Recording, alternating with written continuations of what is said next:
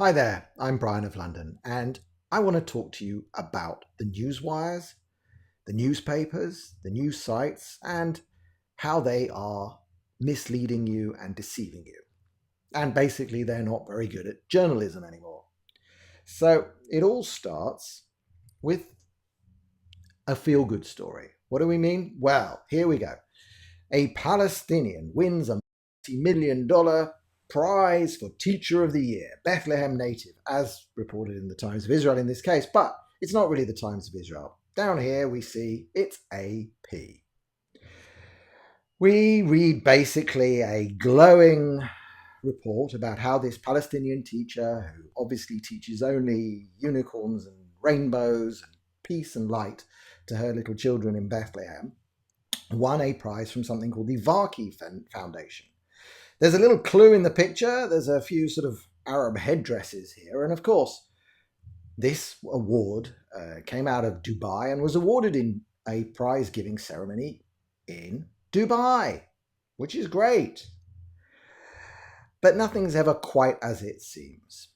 And if you rely on AP to tell you what's going on, or Jewish Telegraphic Agency, for example, as another newswire, who basically just took this story from the Times of Israel. So, of course, it's rooted in AP and it goes via the Times of Israel back to JTA and then off into the Israeli and the Jewish world, all of whom you'd think have the capability to do some real reporting when they're talking about something in, it turns out to be Ramallah, which is not very far. It's about a 20-minute drive, 15-minute drive from Jerusalem, where the Times of Israel, for example, is based. But it's when you start looking in Arabic, but even that's too hard for our journalists in Israel, Haaretz, Ynet, none of them caught this. It's too hard for them to read this Arabic. But you don't have to, because this page of Arabic actually gets translated by something called the Palestine Chronicle. The Palestine Chronicle gives the same story, and if we look, it's March 17. It's a day later than the others had it. And what catches your eyes, or in fact, it does because I'm showing it to you, but it caught the eyes of Aussie Dave, who's my blog partner and the founder of the Israellycool blog that I write for. Caught his eyes, and he wrote it up. And what he noticed was that this wonderful teacher getting $1 million prize is actually married to a former terrorist. This is not mentioned in the AP story. It's not mentioned anywhere in any of the news wires that came out on March 18th, or even for quite some time after, as you'll see. What we learned is that her husband, who she met and married, admittedly, after he was released from prison, having served 10 years for killing Jews. In the biography that's in the Arab press, of course, it says that her husband, Hanan Al Hroub, took part in one of the most daring guerrilla operations in the occupied territories, the Daboya operation in Hebron in May 1980. The guerrillas were being pursued in the mountains. They attacked a group of settlers going from the illegal Kiryat Arba settlement to the Daboya building near the Ibrahimi Mosque. Of course, these places all have other names for Jews. It says here that 13 settlers were killed, including their military leader. Months after the operation, Omer was caught and imprisoned and spent many years in Israeli prisons before released to meet and marry his life partner, who became the best teacher in the world. Now, here's the thing. We know newspapers are desperate for stories about Israel-Palestine, but they're not. They're desperate for a good news story about Palestinian society, a Palestinian society story that doesn't involve terrorism. And of course, if you leave out all the background details, this would appear to be one of those. So, as I pointed out, on March 18th, Aussie Dave published this. Now, we're a well-followed blog in Israel. We have a big audience, and we know that most of the journalists in this region, the English-speaking ones especially, they do see what we write and what we tweet. We then, this was interesting enough that another one of our writers who goes by the name Judean People's Front, he wrote on March 25th, he developed the story further because he pointed out the disparity in wages between teachers and terrorists. Terrorists are paid, and this came out last weekend in a big story. Terrorists are paid money that comes from the EU and from other places, paid money for the rest of their lives based on how many people they've killed. Stan with us put together this nice little thing: 2,400 shekels a month for a teacher, average salary for a terrorist 3,529 shekels a month. You can tell which one this society values more. And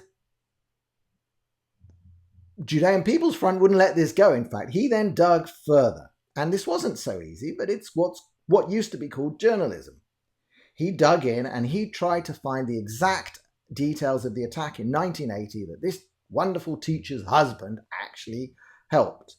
And he did. He found it. He even found a letter from the Israeli ambassador to the United Nations to the General Secretary of the United Nations, at that time Kurt Waldheim, and that letter draws attention to the details of the attack, which this man helped him.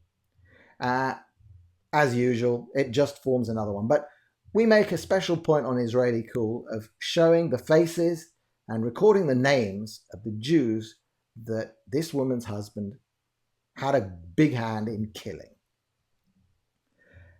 Jump forward a few days, and just yesterday, actually, someone sent me a photograph. This is from the Washington Post on the 23rd of March. This is by William Booth, the correspondent for the Washington Post in Jerusalem. This is basically a hagiography. Look it up if you don't know what it means. This is a hagiography of this teacher. And there's almost no extra details in this, except what was in the original AP report. It's gone from a press release put out by a foundation in Dubai to journalists, so-called journalists at the AP, who rewrite the press release. And that press release then gets covered in papers all over the world. We get to that. And yesterday, I wrote the ongoing failure of global terrorism. I drew specific attention to the sheer number of positive stories that this generated based on some press releases, then AP. Look at this. 365 more articles, 112,000 results. Everybody covered it. This was covered all over the world. But my particular ire goes to local websites and local news organizations who have all the capability to uncover exactly what Aussie Dave uncovered, that there's a huge connection to terror here, and just don't do the work. And I particularly drew attention to William Booth and his story because it's just the scale of it. Why is this interesting to people in Washington? And, let's be honest, was an Israeli teacher ever likely to win the award for the world's best teacher when it's being handed out in Dubai, and Dubai won't even grant a visa for an Israeli to visit except under extraordinary circumstances? Of course not. This was never a real prize or a real competition. There's no investigation into the background of this competition by the press. No, it's just presented. This is the world's best teacher. She's in Bethlehem, Palestine, and she must be peaceful. Bullshit. We carry on. I present this story. And what I did yesterday, because it was upsetting me, was I specifically tweeted to William Booth of the Washington Post, did you explore the background of this global teacher before you wrote your hagiography? I mean, did he? I don't know. I didn't get an answer. He doesn't normally answer. That's all right. Us independent journalists usually get ignored like this. But strangely enough, I look around, and last night I notice suddenly, the site is unimportant. This is an AP story. Suddenly, UK-based foundation, which they're making clear now, but it wasn't really made clear before, sticks to 1 million awarded to Palestine teacher despite revelations her husband took part in deadly attack. And where were these revelations found? Did you find Mr. Joseph Federman at the Associated Press? You don't notice that they were first recorded by Israellycool weeks ago. No, of course not. But coincidentally, you are drawing attention to an article in a Qatari newspaper, Al Arabi Al Jadid, and that it is translated into English by the US-based Palestine Chronicle. That's a bit of a coincidence. That's exactly where Aussie Dave found it weeks ago, just a couple of days after your original story.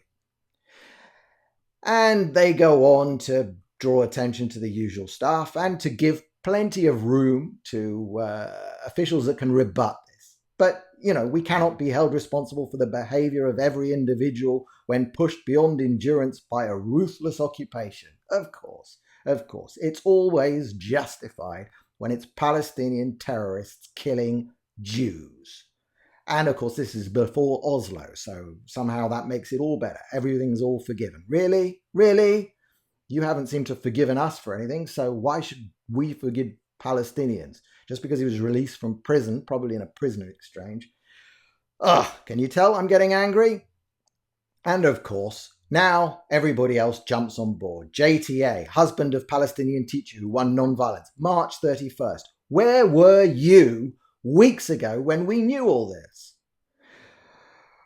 Same details, same nonsense. Al Hroubis declined the AP's request for comment. Of course they did. You actually tried to interview them. And again, no Israeli newspaper in the intervening period tried to contact these people and ask them for comment. And eventually, of course, it makes its way to the Times of Israel. So what we've got here, to sum up, is that the local Israeli press, who have the capability to read Arabic, they have the capability to get in a car, and they also follow on Twitter and Facebook, all of us at Israellycool, they have the capability to know what we put out. But they ignore it. They absolutely bloody ignore it until their faces are rubbed in it. And eventually, I guess, maybe, we don't know for sure, but it seems coincidental that just as I'm pushing it in the face of the Washington Post's correspondent, suddenly the AP have got a story reporting that this wonderful, peaceful woman happens to have married a terrorist and happens to think very highly of his terrorist operations. I love that. I mean, really? And that's the state of the world. Journalists at so-called news sites don't do any reporting. They reprint the news wires. The news wires are just as bad. They reprint the press releases that are handed to them. And then they put it out, lacking massive amounts of vital background. So, if you want to help, one of the things you can do is you can help support us at Israellycool. We're basically funded by donations. We don't really do this to make money.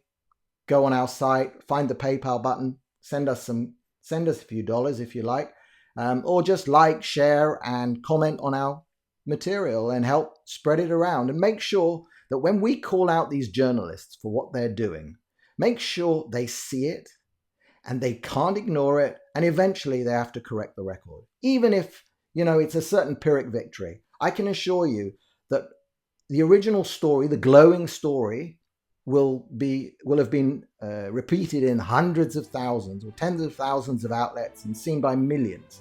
The correction, the latest story that just introduces a notion of doubt that Palestinian society might not be as healthy as you think, that will barely get covered. It's all about priorities, and it's all about a narrative that the press is trying to push down your throats. Well, don't take it. Come to Israellycool and see for yourself what's really going on. Thank you. I've been Brian of London, and I hope you've enjoyed this video. Like, share, and donate if you feel you can. Thank you.